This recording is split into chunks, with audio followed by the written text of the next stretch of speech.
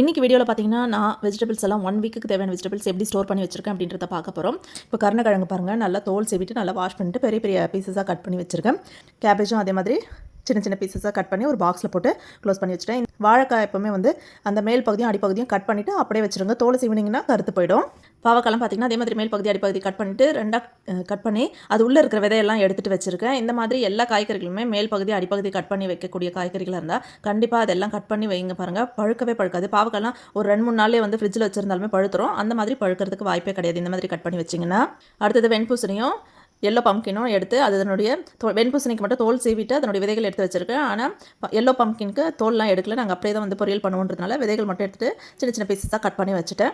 அடுத்ததாக வெள்ளரிக்காய், இதுவுமே அடிப்பகுதி நுனிப்பகுதி கட் பண்ணிவிட்டு மேலே தோல் மட்டும் சீவி வச்சுருக்கேன். இது விதைகள் எடுக்க மாட்டேன், அப்படியே தான் சாப்பிடுவேன். சுரைக்காயிலும் அதே மெத்தட் தான், இதுக்கும் தோல் எடுக்க மாட்டோம். அப்படியே தான் கட் பண்ணி காரக்குழம்பாக இருந்தாலும் சரி, கூட்டாக இருந்தாலும் சரி, இல்லை சாம்பார் இருந்தாலும் அப்படியே தான் போடுவோம். உள்ள விதைகள் மட்டும் எடுத்தாச்சு. முள்ளங்கி அதே மாதிரி மேல் பகுதி அடிப்பகுதி மட்டும் கட் பண்ணிவிட்டு தோல் சீவி வச்சாச்சு.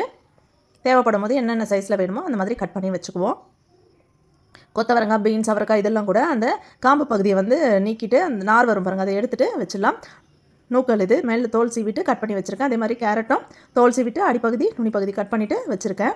அடுத்ததாக மாங்காய் கூட என்ன பண்ணுவோம்னா ஃப்ரிட்ஜில் அப்படியே வச்சுட்டோன்னா ஒரு மாதிரி பழுத்துரும், இல்லை வதங்கிடும். அதுக்கு தோல் எல்லாம் எடுக்கக்கூடாது. இதுக்கு கொட்டையை மட்டும் எடுத்துகிட்டு கட் பண்ணி சின்ன சின்ன பீஸாக கட் பண்ணி வச்சாச்சு. சவுச்சவும் அதே மாதிரி தான், தோல் எடுத்துகிட்டு உள்ள விதை இருக்கும் பாருங்கள் அந்த கொட்டை, அதை எடுத்துகிட்டு அப்படியே பாதி பாதியாக கட் பண்ணி வச்சுட்டேன்.